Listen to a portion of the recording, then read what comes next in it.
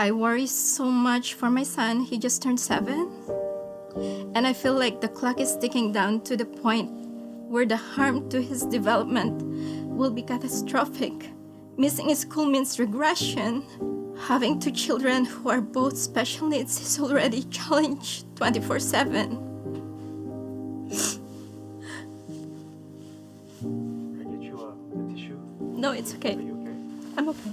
I cannot deprive them from being themselves, or I cannot stop them from being kids. And there were other side effects from COVID. My father became ill, but the system was so focused on COVID. He got very poor treatment. They needed the ICU bed for COVID patients. It's tough. Maybe if pandemic didn't happen, maybe my dad would still be alive.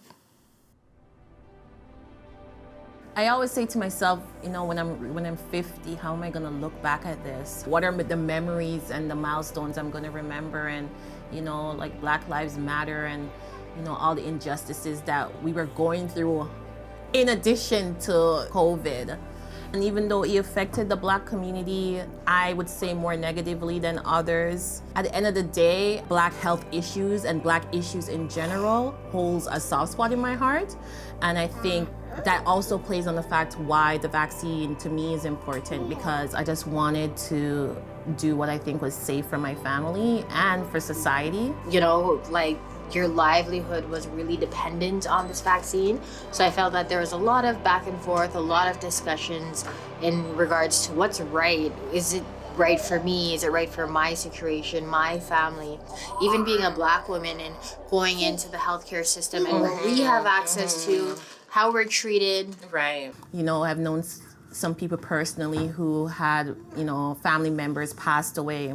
So definitely showing gratitude and being okay that my family wasn't personally affected. So what can I do to make sure that everybody else around me could stay as healthy as possible? And an avenue to continue normal life.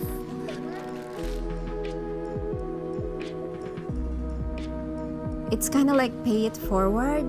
Why don't I help my neighbors? I took over this building as a pod leader for Mutual Aid Parkdale, and whatever donations we received, I distributed to people who needed it, especially the elderly. They're vulnerable and who didn't get the vaccination because they are weak or they're on wheelchair or they're sick.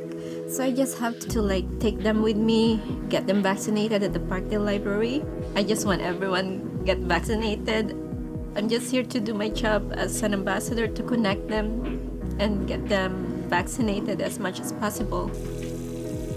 I know at first people are embarrassed to admit that they needed help.